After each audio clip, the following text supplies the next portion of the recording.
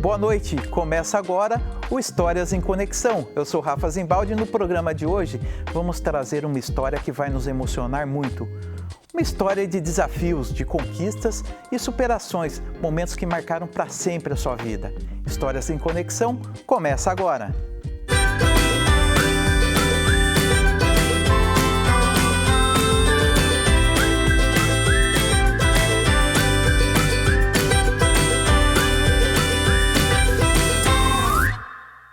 Gente, hoje nós vamos falar de histórias que nos desafiam. Eles nos fazem crescer mesmo quando são parte de um projeto ou de um sonho que temos. Eles também nos proporcionam um momento de dor quando nos tiram da zona de conforto. Como você tem enfrentado as suas provas? Te convido a compartilhar a sua história através das nossas redes sociais, @Rede Século XXI. E para falar sobre esse tema com a gente, hoje eu tenho a alegria de receber um rapaz que nos fará pensar e refletir muito sobre os nossos desafios. Ele é filho do Marci Rezende e da dona Antônia Aparecida. Tornou-se pai da Yaritza, de 13 anos, e da pequena Yasmin, de 6 anos. Nasceu em Osasco, mas pela profissão já passou por Valinhos, Campinas e foi até os Estados Unidos para um treinamento muito especial. Eu recebo hoje o coronel Marci Elber. Boa noite, Marci, seja muito bem-vindo, obrigado aí por nos receber. Você que nasceu lá em Osasco, tem uma história de bagagem muito grande. Conta um pouquinho dessa história.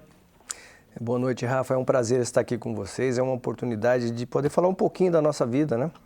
E realmente, como você falou, a nossa história começa lá em Osasco. O meu pai, Marci Rezende, que você acabou de citar, ele era terceiro sargento recém-promovido do Exército Brasileiro. Lá em Osasco mesmo? Ele começa a carreira dele aqui em Campinas, no antigo 5º GECAM, Batalhão de Artilharia, por volta de 1969 ainda, um pouquinho antes, aliás. E quando ele se casa com a minha mãe, ele é recém-promovido e ele é transferido para Osasco. E aí é uma vida dura, porque o início de carreira, pouco dinheiro. Nossa primeira residência teve que ser no Cortiço, o que para mim é uma lembrança bastante interessante, para não esquecer da onde nós estamos vindo, né? No Cortiço, lá em Osasco. Em Osasco mesmo. E com o passar do tempo, é claro, elo pai e filho militar, ele me levava para o quartel, a gente tinha o convívio com os amigos, então queria ser soldado. Ele foi concursado, ele entrou... Como é que ele entrou na carreira, Marci? Ele entrou no serviço militar obrigatório, como soldado, recruta, como todos da época, né? E foi prestando concurso, ele passou na Escola de Formação de Sargentos, na época, e ao final da promoção dele, ele foi transferido para Osasco, quando todos nós vamos, no caso eu, minha mãe e meu pai vamos para lá, porque as minhas irmãs vêm depois. Você é o mais velho? Eu sou o mais velho e por culpa dele, por assim dizer... De quantos filhos? São mais 2 irmãs. São 2 irmãs. São mais 2 irmãs. Por culpa dele de ficar me levando ao quartel, as festas que tinha, as lembranças, né? Então, eu falava para ele que eu queria ser soldado. Ele achava que era uma brincadeira. Você já sentiu isso logo no começo? Logo no começo. E com o passar do tempo, ele foi percebendo que eu não desistia dessa ideia. E aí ele me incentivou, então já que você quer ser soldado, então vamos estudar para prestar concurso para academias militares. Quando eu comecei a me preparar para concursos nas academias militares, primeiramente eu ia concurso para a SpaceX, né? Quando eu estava fazendo o cursinho preparatório, eu descubro também a Academia do Barro Branco, que é da Polícia Militar. Tá. E, por sorte ou por azar, eu passo nas duas. Eu tive uma boa colocação tanto no Exército como na Polícia, mas chegou um momento que eu tinha que escolher, porque não dava mais o divisor de águas, né? E aí a vida se encarregou de me conduzir para a Polícia Militar. Você fez essa escolha? Fiz essa escolha quando eu tinha 15 anos na época. E aí Com 15 anos você já tinha passado na academia? Exatamente, no antigo curso preparatório, que é o equivalente à SpaceX do Exército. Então eu vou para São Paulo com 15 anos para iniciar a minha carreira militar na Academia de Polícia Militar do Barro Branco, na Zona Norte de São Paulo. E como é que foi o apoio do seu pai nesse momento, né? Ele gostou naquele momento ou ele falou, filho, será que é isso mesmo que você quer?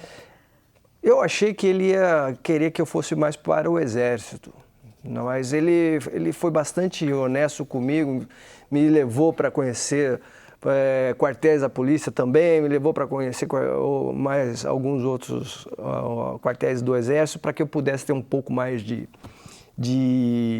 embasamento para escolher. Por 15 anos você tem um monte de coisa na cabeça, um monte de sonhos, ideias, é difícil mesmo. E acabou porque eu acabei escolhendo a Polícia Militar mesmo. E aí você foi para São Paulo?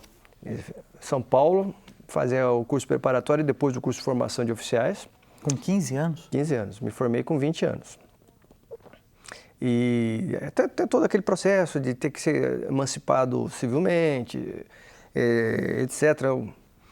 Andar armado com menos de 18 anos. Então, mas é que tem toda uma estrutura, toda uma formação, é uma forja mesmo, porque você é testado, você é instruído, você recebe uma gama de informações que você não tem.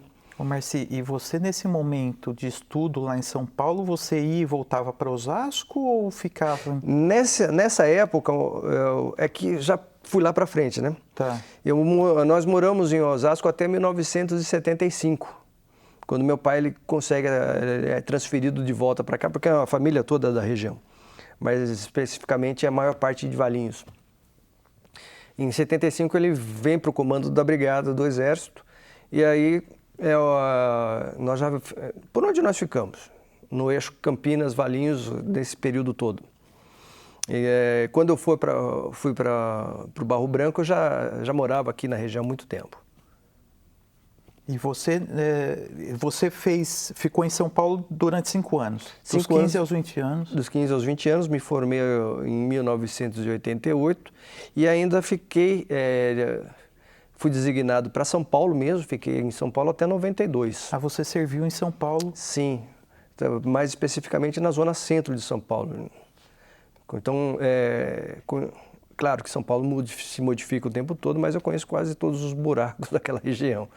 Então, e aí depois você foi transferido para a região de Campinas? Quando eu venho para cá em 92, o antigo 26º Batalhão, que hoje ele está em Mogi Guaçu, ele era sediado em Campinas. Então, eu venho para Campinas, me dão a oportunidade de escolher qual batalhão que eu poderia ficar. Eu preferi o 26, que era um batalhão mais periférico da cidade. Onde que ficava o 26º? O 26º ele ficava onde é o atual prédio do 8º Batalhão. Tá. Ele tinha uma área mais modesta, cedido pelo Departamento de Estradas de Rodagem, DR, antigo, né? Foi desativado e ele vai para aquele prédio onde hoje está o 8º até...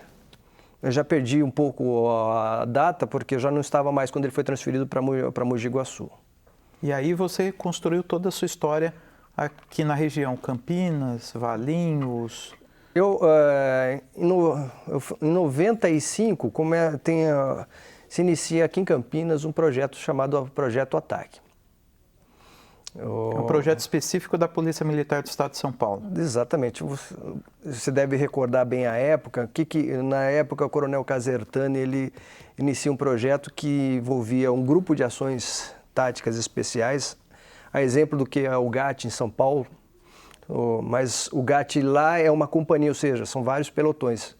Ia ser criado um pelotão aqui em Campinas para atuar em situações de resgate de reféns, ameaças de bomba, contra terrorismo, crimes de alto risco.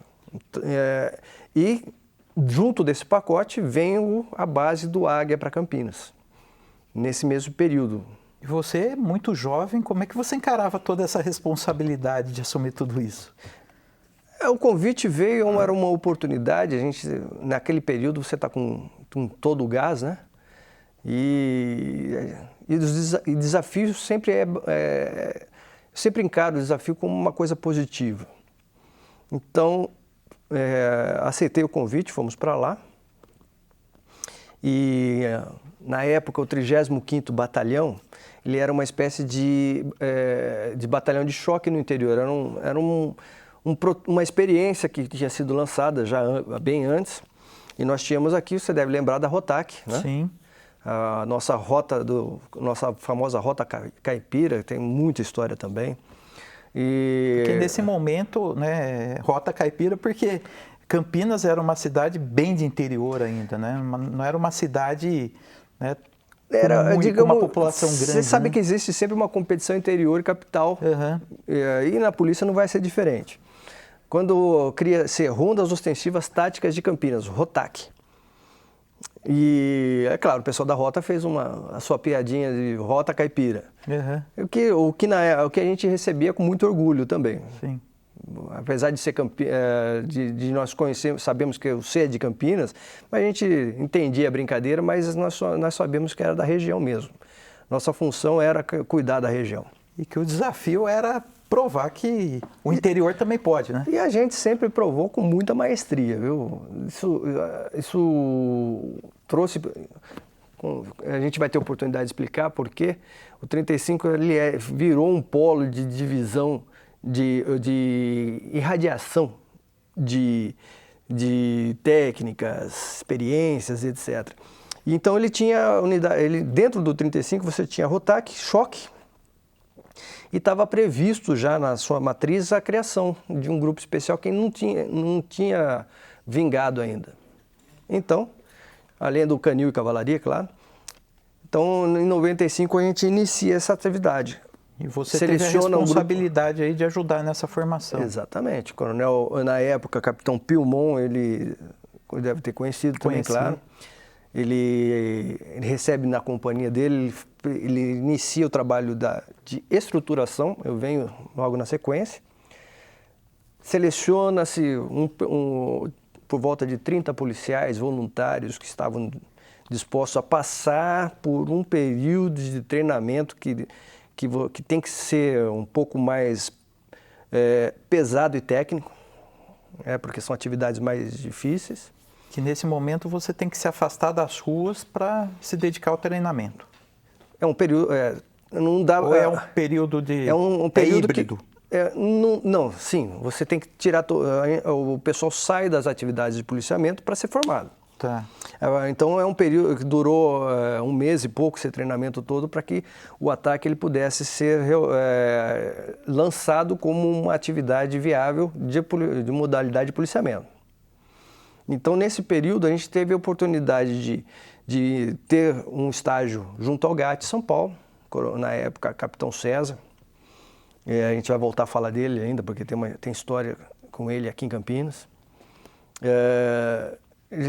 Quando eles começam também, eles precisam passar as técnicas, que são técnicas específicas para esse tipo de atividade. Invasões táticas, invasões infiltradas, explosivos, uma série de coisas. É um universo comparado a uma SWAT nos Estados Unidos. Tá? E nesse período houve o empresariado campineiro se mobiliza também para fornecer o suporte de material e junto com isso vem a possibilidade de fazer curso de SWAT nos Estados Unidos. Então vou eu e mais 2 policiais para lá, né? Para Virgínia, cidade de Sterling. Tem um centro de formação das empresas de armamento HK. Até hoje tem. Até hoje tem. E nós vamos para lá porque alguns policiais do Brasil já tinham ido para lá, mas uns 2 ou 3. A coisa era bem pioneira ainda. As técnicas que o GAT utilizava utilizava à época eram técnicas da SWAT de Miami de 92, então já tinha uma defasagem. Então a ideia era ir até os Estados Unidos, pegar as técnicas mais atualizadas e trazer para a nossa atividade. E como é que foi ir para os Estados Unidos, tão jovem, né? E enfrentar esse desafio lá? Como é que foi esse treinamento lá? Olha, primeiro que foi bacana porque quem estava comigo na época era o Sargento Gutenberg do ataque também. Você já tinha ido para os Estados Unidos, não? Não, primeira vez. Porque você Tudo novo. Você vem de uma história de pessoa humilde, né? Simples, e aí tem uma oportunidade para ir para os Estados Unidos. Como é que a sua família recebeu essa informação, seus pais? A minha família sempre torceu muito por mim, né? Eles sempre tinham um orgulho pela atividade. E eu sempre gostava de deixar mais o meu pai a par do que a minha mãe, porque muitas das coisas que aconteciam comigo eu não podia contar para minha mãe, porque por razões óbvias eram um pouco tensas demais. A mãe o pilar da oração, o pai o incentivador. Exato. Sobrava para minha mãe, às vezes, lavar a farda e perceber que tinha sangue na farda. Mas ela segurava para ela e não comentava nada. Meu pai sabia o que estava acontecendo, né? E voltando para a questão dos Estados Unidos, quando nós chegamos lá, para minha surpresa não era um curso básico de SWAT. Era já um curso avançado para SWATs do país inteiro, inclusive. Acho que é do seu conhecimento que SWAT existe em cada cidade americana. Sim. Algumas maiores, outras menores. E eles difundem muitos centros de treinamento para isso. E quando nós chegamos lá, era um curso avançado já. Nos colocam dentro de uma equipe de SWAT de uma cidade americana, com instrutores de SWATs também, de forças especiais americanas. Ainda tínhamos muitos veteranos do Vietnã lá dando aula para o pessoal. Só com brasileiros ou não? Tinha gente do mundo todo? Só brasileiros, só nós três mesmo. Só os três? Só os três. Então tivemos que nos virar com o inglês que a gente tinha. E no primeiro dia, os policiais da equipe que nós estávamos nos ignoraram. Naquele momento, eles meio que deram uma afastada da gente, uma questão... Quem são esses latinos chegando, né? Porque para eles todos nós éramos latinos, não brasileiros. Sim. Eles nem sabiam direito o que eram brasileiros. Preconceito, né? Infelizmente. Mas... Quando se trata de policial, no primeiro dia, ao final do dia, a gente já estava enturmado, no segundo dia éramos amigos, e no terceiro dia já estávamos tomando cerveja após os treinamentos. Ninguém aguenta ficar muito distante de brasileiro. Sim. E foi fantástico. Quando nós voltamos... Quanto tempo você ficou lá? 2 semanas. 2 semanas. 2 semanas e ainda voltamos. Treinamento intenso. Muito treinamento, muito treinamento. E eles ficavam... O americano, ele é muito técnico, né? E o brasileiro, ele está acostumado a trabalhar com improviso. Então, eles ficavam fascinados com essa questão do improviso nosso. Porque se durante o procedimento deles, o protocolo falha em algum momento, eles param. E nós não. A gente não para. Para cumprir a missão, nós vamos até o final. Então, a gente tinha muita facilidade em algumas questões, como... invasões através de janelas, porque eles são mais pesados e a gente era mais ágil. É que as ações lá são bem diferentes das ações aqui do Brasil, né? As edificações são diferentes. Como, por exemplo, aqui no Brasil a gente utiliza muito as paredes das edificações como proteção. Lá não pode ser porque as paredes são... tudo drywall, drywall, né? Etc. Então a gente não trouxemos as técnicas como questões fechadas para cá. Nós adaptamos para a nossa realidade. E quando a gente contava para eles como é que nós trabalhávamos aqui, sempre tem aquela história, não, a polícia americana é mais avançada, não sei o que lá, mas quando a gente explicava para eles como é que era aqui, normalmente eles iam falar para a gente, eu não sei como é que vocês conseguem trabalhar nessas condições. Os caipira passaram a dar aula para eles. Exatamente. E quando a gente traz para casa... conseguimos passar as técnicas e aí Acontece, eu acho que você deve estar lembrado que nós tivemos aquele caso triste de rebeliões na região de Hortolândia. Sim. Tivemos uma sequência delas, né? Tivemos uma sequência delas e foi o batismo do ataque. A casa de detenção foi a terceira rebelião numa sequência de rebeliões que nós tivemos. Então vocês chegaram dos Estados Unidos e já praticamente colocaram em prática aí todo o trabalho que vocês aprenderam e inauguraram o novo grupo, o novo batalhão. Exatamente. Nessa questão específica, hoje não chama mais casa de detenção. Eles, no primeiro dia, eles já mataram um dos agentes penitenciários e tomaram 21 reféns na época. Então, local todo cercado. A situação era mais tensa do que o normal, porque já tinha refém que havia sido ferido e um morto. E esses reféns eram o quê? Familiares? Nós tínhamos desde funcionários que estavam trabalhando lá, agentes penitenciários, como havia uma fábrica de bolas lá dentro, né? Sim. O empresário foi tomado como refém também. É porque na Taliba Nogueira tem até hoje, né? Fábricas que oferecem serviço para os detentos lá. Exato, e lá também tinha, são essas atividades manuais. Sim. Então eram 21 reféns no total e nós estávamos no cerco preparando para uma possível invasão. O governador à época, Mário Covas, ele estava muito preocupado porque não havia uma invasão desde a época do Carandiru. E ele mandou o GAT para cá. O GAT veio e nós fizemos a composição da invasão. O GAT ele ficaria com uma ala à esquerda e nós com a ala à direita, sob o comando do Capitão César. Tá. Marci, vamos para um rápido intervalo, você vai contar um pouquinho mais dessa história, né? Então, nós vamos para esse rápido intervalo e quero lembrar você que também pode participar com a gente através da internet, através das nossas redes sociais, @Rede Século XXI. Nós voltamos já. De volta com Histórias em Conexão, hoje falando sobre os desafios e situações que, embora a gente saiba que tem sua parcela de importância, também nos colocam fora da zona de conforto. Compartilhe com a gente aqui a sua situação que tem sido um desafio na sua vida. Envie um comentário às nossas redes sociais, @Rede Século XXI. E aqui nos estúdios recebendo o Coronel Marci Elber, que fala um pouquinho da sua história, Marci. Nasceu em Osasco, participou da Academia Barro Branco, morou em São Paulo, veio aqui para a região de Campinas, inaugurou o batalhão, o Ataque, né, e a Rotac, e você estava contando aqui um pouquinho da rebelião, né, que foi o primeiro desafio que vocês encontraram voltando dos Estados Unidos.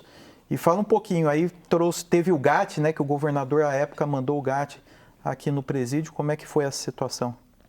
Então, voltando a esse assunto que foi bastante puxado, né? O risco era muito grande, envolvendo reféns e a própria tropa, porque tinha rebelado armado lá dentro. Eles estavam armados. Então foi feito o planejamento e decidido que o GAT ia fazer a invasão em conjunto com o Ataque, dominando a ala esquerda do presídio e nós a ala direita. E logo de manhã iniciamos a operação. Os presos, eu me lembro até hoje, é uma coisa engraçada, porque eram duas torres de caixa d'água, né? E eles, quando nós estávamos entrando, aquela cena pitoresca dos rebelados em cima da caixa d'água, com estiletes, arma branca, brandindo, né? E só um parênteses, eu me lembro que alguns anos depois eu voltei lá porque eu precisava ouvir um preso em termos de declaração. E eu vi de novo essas duas torres e eu me lembrei, nossa, essas torres eram muito maiores naquele dia que a gente estava entrando. Marcaram sua vida, né? Pois é. Bom, e inicia a operação logo de manhã, nós tivemos nenhuma resistência, eles recuaram, né? E o Ataque ele consegue dominar os seus objetivos e dominar os presos rapidamente do lado direito. E o GAT prosseguindo do lado esquerdo. E eu já estava naquele momento da retirada dos presos que nós precisamos fazer controlar. O primeiro passo é controlar a rebelião, retirar os presos de onde eles estão para que seja feita uma revista para se verificar as armas que ainda estavam lá. E o resgate também dos reféns, né? Nós conseguimos, logo no primeiro início, eles abandonaram os reféns e fugiram. Ah, tá. Então nós conseguimos já retirar os reféns logo no início, os 21 reféns. Faltaram 3. Faltava um refém que a gente não estava localizando ainda, mas ainda vou chegar nesse ponto.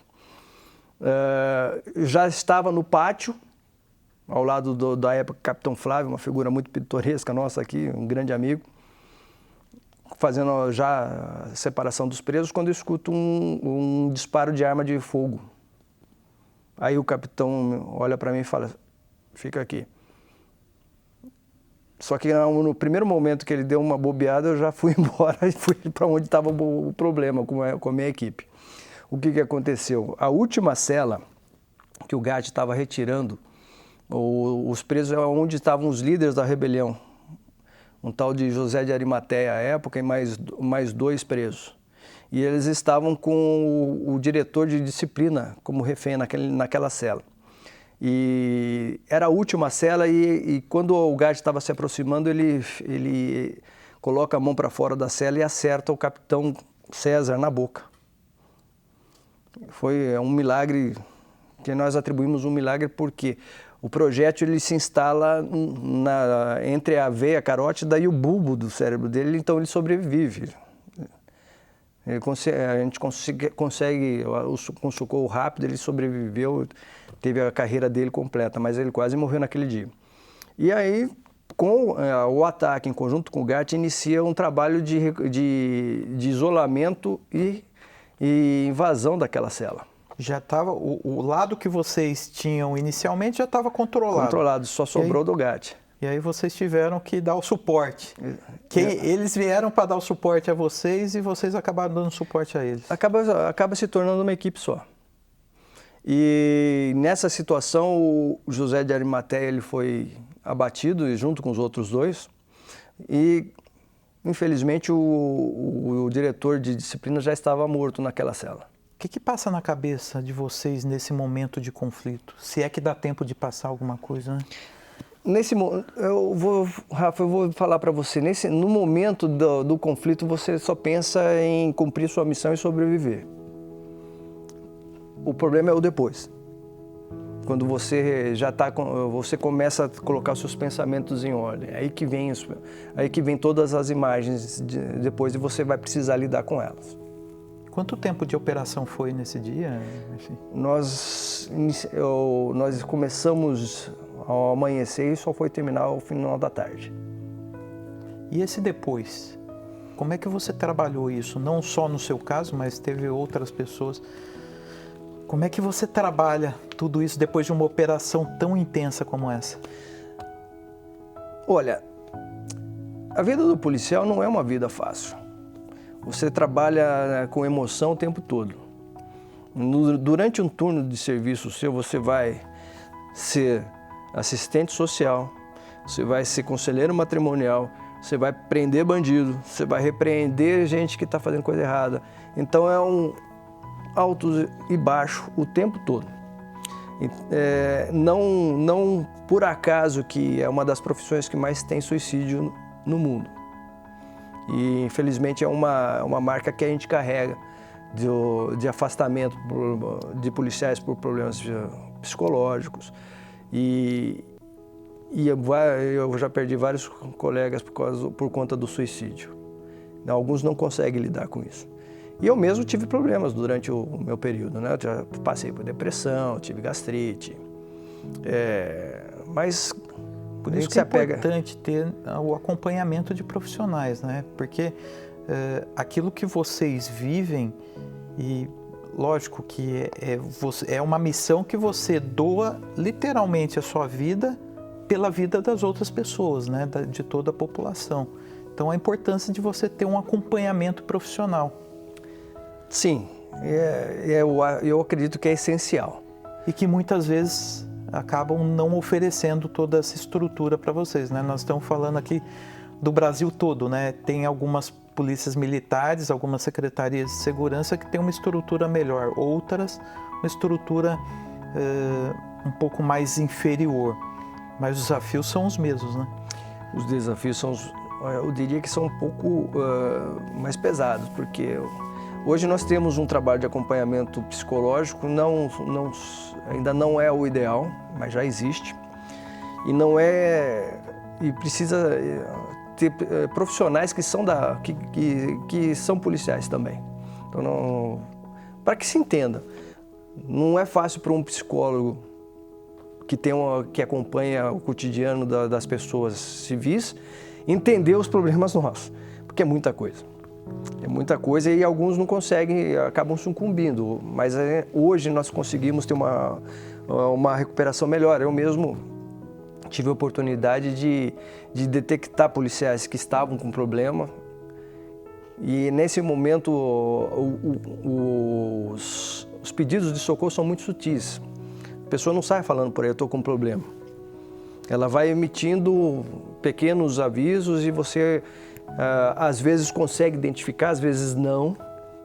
E quando é possível identificar, aí dá para pegar esse profissional, trazer para perto e encaminhar para uma ajuda profissional para que algo pior não aconteça. Isso acontece através de gestos ou conversas?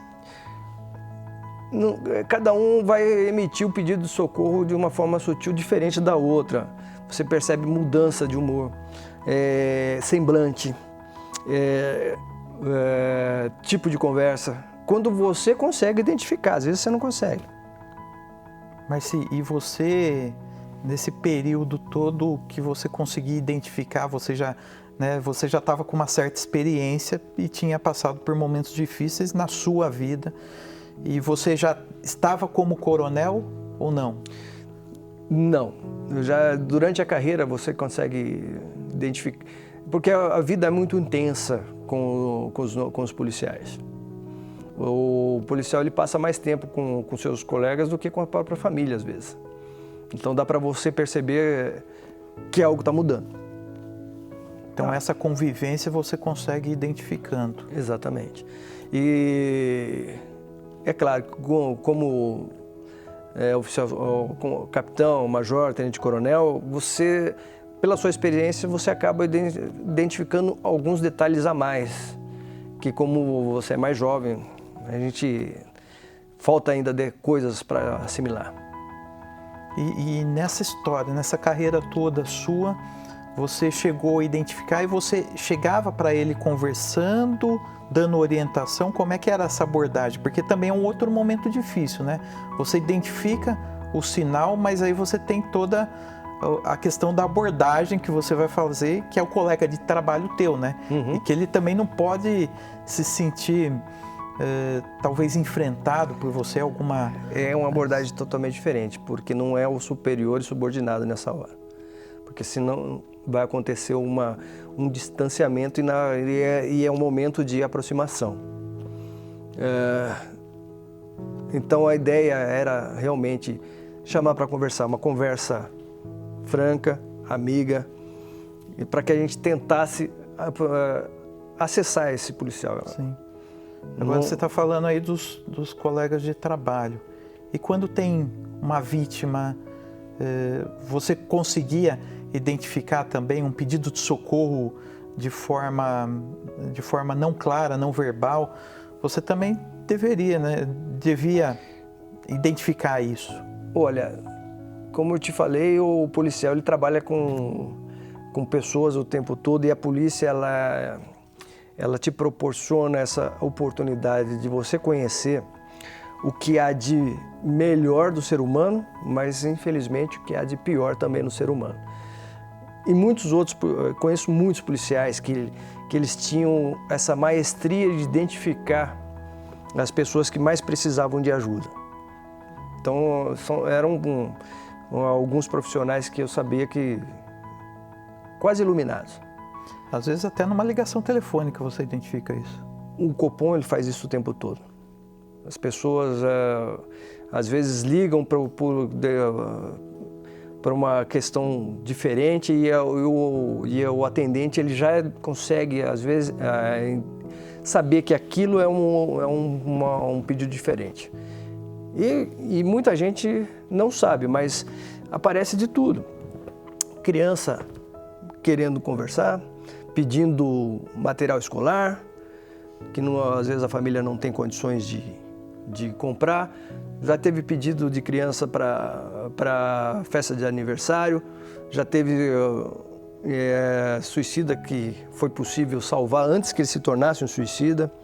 E uma série de coisas, pessoas que pedem socorro por abusos familiares e não conseguem falar abertamente isso, mas o atendente sabe que está acontecendo um problema lá dentro. E na sua vida você tem uma história marcante que te marcou? Assim? São muitas histórias, né? De chegar num determinado local e saber que aquela situação não é o que se apresenta e tem algo muito diferente lá. Desde esposas que estavam sendo realmente violentadas. De todos os tipos, psicologicamente, fisicamente, etc. E elas não querem, às vezes, expor o marido, mas você sabe que está acontecendo um problema. De criança que está sendo vítima dentro da família. Então, são muitas coisas que é difícil enumerar e algumas eu não gostaria de enumerar. É importante, né? Tem gente do Brasil todo nos assistindo, que o telefone é muito importante, né? Nesse momento que precisa fazer a comunicação, precisa fazer a denúncia. Como é que faz uma denúncia hoje, Marci? Hoje o 190 ele se torna uma referência muito importante para as questões emergenciais. Aqui no estado de São Paulo nós temos também o 181. A diferença de um para o outro. Quando o problema está acontecendo, é emergencial, é 190, aquela necessidade da viatura chegar lá imediatamente. Agora, a pessoa ela sabe de uma denúncia que está acontecendo, precisa de um levantamento maior, é 181 que é o Disque Denúncia, que vai chegar lá, para os profissionais vão receber essa denúncia, vão verificar para onde elas devem ser encaminhadas, se necessita de uma investigação da Secretaria de Segurança Pública ou até mesmo de outras secretarias, né? Tem muita denúncia sobre meio ambiente, etc. E são canais que a população tem à disposição e ela pode usar. Que são denúncias que muitas vezes podem salvar vidas, né? A gente está falando que às vezes um vizinho, né, consegue identificar uma agressão, uma violência contra a mulher, por exemplo, uma violência doméstica, violência contra a criança. É importante, né, essa denúncia, mesmo que anônima, porque pode ser anônima também, para que a polícia possa investigar, não é isso? Com certeza. Você sabe que o crime de estupro hoje ele é mais abrangente, né? E 80% dos casos acontece dentro das residências. Que através é difícil dizer, mas acontece a criança que está sendo violentada, a mulher violentada, tal, etc. E por isso que é um crime que necessita da conscientização, do apoio popular para que seja coibido. As pessoas que estão submetidas a esse tipo de violência, normalmente, uma boa parte das situações, elas não conseguem denunciar. Então, aí cabe realmente aos vizinhos que estão percebendo, uma boa parte das vezes que está acontecendo um problema, fazer a denúncia. Vizinhos familiares também, né? Familiares. Que não é fácil. Não. A gente vê, né, várias denúncias e quantas mulheres sofrem todos os dias, não é? Exatamente. Quando vem as estatísticas, né, e aí você começa a estudar, uma boa parte das questões de crimes na estatística, você trabalha hoje muito com a inteligência policial, com levantamento estatístico, você tem que fazer a diferenciação dos crimes que são preveníveis, que você pode coibir com o policiamento preventivo, e aqueles que necessitam de campanhas que não são passíveis de prevenção com policiamento preventivo, porque elas estão acontecendo em locais isolados, como, por exemplo, as residências. Marci, nós vamos por um breve intervalo, mas depois, no retorno, quero falar um pouquinho sobre essa questão da mulher que é agredida fisicamente, muitas vezes pelo seu companheiro, sobre a sua proteção. Então, gente, nós vamos para um rápido intervalo. Nós estamos falando com Marci Elber, contando um pouquinho da sua história de desafio, a história da Polícia Militar aqui no estado de São Paulo. Aguarde, daqui a pouquinho tem mais para você.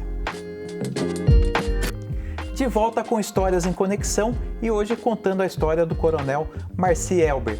E claro, com espaço para você aí de casa que pode participar através das nossas redes sociais, @Rede Século XXI.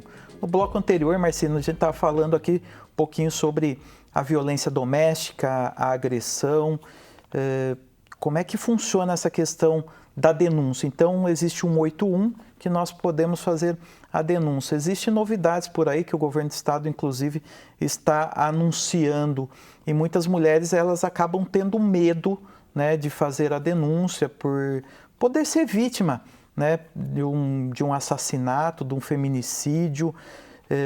Bom, conta a história um pouquinho, como é que funciona hoje essa questão da investigação. Existe uma proteção à mulher, existem as delegacias das mulheres que está à disposição hoje para que a mulher possa fazer a denúncia e ter a sua vida resguardada, né?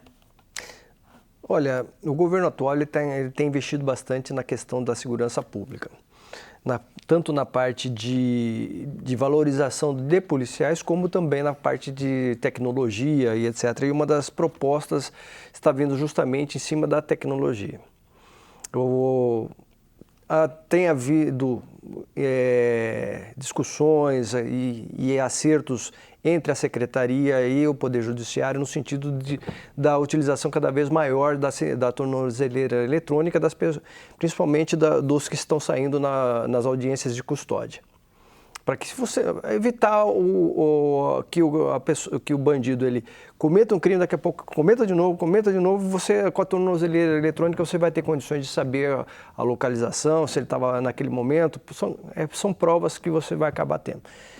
E algumas prefeituras também estão desenvolvendo a situação da Patrulha Maria da Penha, que é justamente para poder acolher e dar mais segurança para que as mulheres possam denunciar os seus maridos agressores. Nós sabemos que, infelizmente, isso acontece e a mulher acaba se tornando uma espécie de refém dentro da sua própria residência.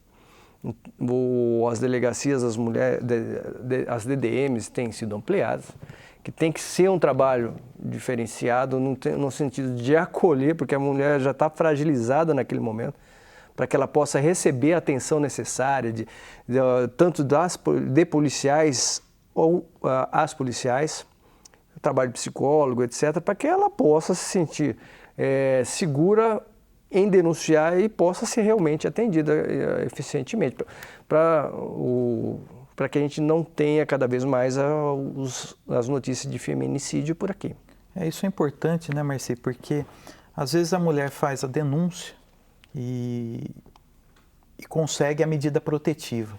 E muitas vezes a polícia, as autoridades acabam não tendo a informação, né, da aproximação do agressor próxima à vítima. Então essa questão da tecnologia e estar acompanhando, né, porque a tornozeleira ela avisa tanto a polícia e nesse caso aí quanto a vítima também, para que a vítima possa se proteger. Foi uma iniciativa aí do governador Tarcísio, que aliás precisamos parabenizar, do secretário Guilherme Derrite, que é algo muito importante que vai com certeza evitar muitos feminicídios, muitas agressões. Então o uso da tecnologia ela vem para ajudar, né? A tecnologia ela precisa cada vez mais ser bem utilizada, ela está aí à disposição, vale a pena, funciona, então tem que ser cada vez mais difundida. Uma prova material de que o agressor está se aproximando ou se aproximou, isso é cabal, não tem o que se discutir. Tá? Então, cada vez mais a gente tem a esperança concreta de que a tecnologia está vindo não só para esses casos, mas para outros casos, para que a gente tenha realmente condições de dar segurança para o cidadão no geral. Ô Marci, e além, né, por exemplo, nós falamos aqui da delegacia da mulher, da ajuda que a Polícia Militar, do acolhimento que a Polícia Militar dá também a essas vítimas, mas também eu quero até citar um outro tema aqui que eu acho que é importante, que faz parte também da Polícia Militar, que é uma referência para todo o país e também fora do país, que é o PROERD, né? O PROERD é um trabalho muito bacana que hoje a Polícia Militar do Estado de São Paulo faz de enfrentamento, combate às drogas dentro das escolas com as nossas crianças e jovens, não é isso? O PROERD é um projeto bastante interessante e que pessoalmente me é muito simpático, porque eu tive a oportunidade de acompanhar equipes de PROERD diretamente, policiais que se realmente dedicaram a esse tipo de coisa. O PROERD foi buscar-se, né, o que estava acontecendo na época em Los Angeles, que chamava DARE, né, da sigla de desafio, que era justamente o policial dentro da escola ensinando as crianças a recusar a droga no momento em que elas estão mais propensas a ser aliciadas pelo tráfico. E o PROERD aqui começa em São Paulo nesse sentido. Já há muitos anos isso, né? Já há muitos anos. Eu era tenente a primeira vez que eu tive contato com o PROERD. A criança, escolas que pedem esse tipo, é necessário que a escola peça esse tipo de atividade. Crianças do 3º ano aproximadamente, que é na idade que ela está sujeita a tomar contato diretamente com drogas, não só drogas ilícitas no geral, como a droga lícita, cigarro, bebida, etc. Então o policial ele vai até a escola e vai conseguir trazer a simpatia da criança para que ela entenda realmente que uma pessoa que ela respeite, que diga para ela o que faz bem e o que faz mal no sentido da utilização dessas substâncias. Marci, falando em escola, né, e da importância, né, do esclarecimento às nossas crianças, nós tivemos a participação de um telespectador aqui da Rede Século XXI, falando um pouquinho sobre a carreira policial, e eu gostaria, né, de você nos ajudar a responder, a tirar a dúvida desse aluno, que é o Pedro Henrique de Campos. Oi, Rafa e Coronel, meu nome é Pedro Henrique, tenho 12 anos, eu quero ser policial também, mas o pessoal na minha escola fala que eu nunca vou poder porque sou magrelo. Isso é verdade? Olha, Pedro, com 15 anos eu tinha 50 quilos. Eu era um palito também, então dá para você buscar o seu treinamento físico, que é importante. Uma das partes da preparação para o concurso é não só a parte teórica, como o treinamento físico. Cada um consegue, não é impossível, para mim não foi. Eu consegui me preparar fisicamente para passar nos concursos rapidamente, até pela idade, né? 15 anos facilita.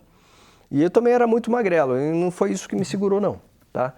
Quando eu saio da academia, eu consegui engordar um pouquinho, sair com 60 quilos. E não é na forma física, né, que a pessoa vai deixar ou não de fazer, né, de realizar o seu sonho, né, Marci? É importante a pessoa se dedicar àquilo que ela quer, né? No caso, o Pedro Henrique, com 12 anos, tem um futuro enorme pela frente, já com 12 anos, já identificando que ele quer fazer parte da polícia, então é algo que é um desafio, mas que ele precisa se dedicar a isso, não é? Exatamente. Sendo um sonho, vale a pena ser buscado. Então, se dedica, procura se aplicar um pouco mais então nas atividades físicas. Foi o que eu fiz para conseguir ter o condicionamento físico necessário para a atividade policial. E é possível, basta você querer.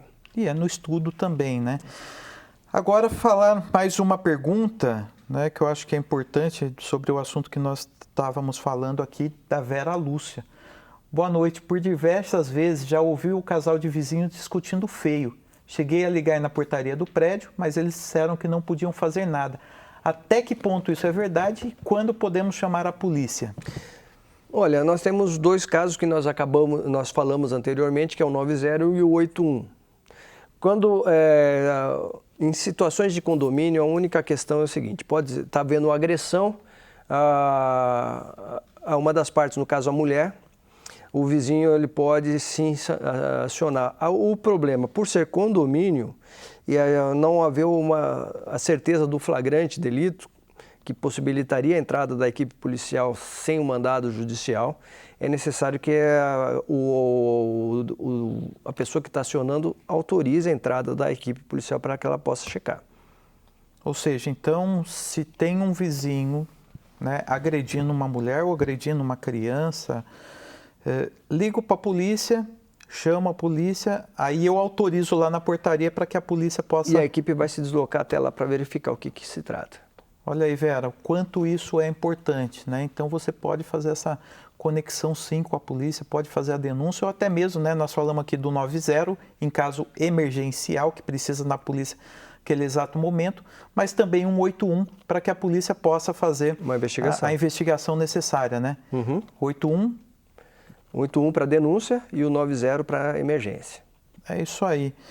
Marci, quero te agradecer, né, a disposição de estar aqui conosco, falando um pouquinho da sua história de vida, tirando as dúvidas aí dos nossos telespectadores.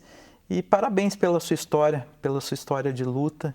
E em nome da população aqui eu te agradeço, né, a tua história de vida, se dedicando para proteger as nossas famílias. Olha, Rafa, eu agradeço a oportunidade, pode ter certeza de que eu sou muito mais grato pelo pouco que eu pude fazer pela população e continua o seu trabalho aí. É uma porta de inspiração para todos, que você colha os frutos necessários para isso. Muito obrigado, Marci. E hoje foi uma noite para nós conectarmos com a história do Marci, este pai que é responsável e também coronel, que tanto já entregou por nós durante a sua carreira. E no seu serviço, com certeza, mudou a vida de muitas pessoas. Eu quero agradecer publicamente por isso e agradecer você por estar participando aqui conosco e agradeço a sua total dedicação aqui ao nosso programa e que nos conectou com mais uma história de vida. Que Deus abençoe, uma boa noite e até a próxima segunda.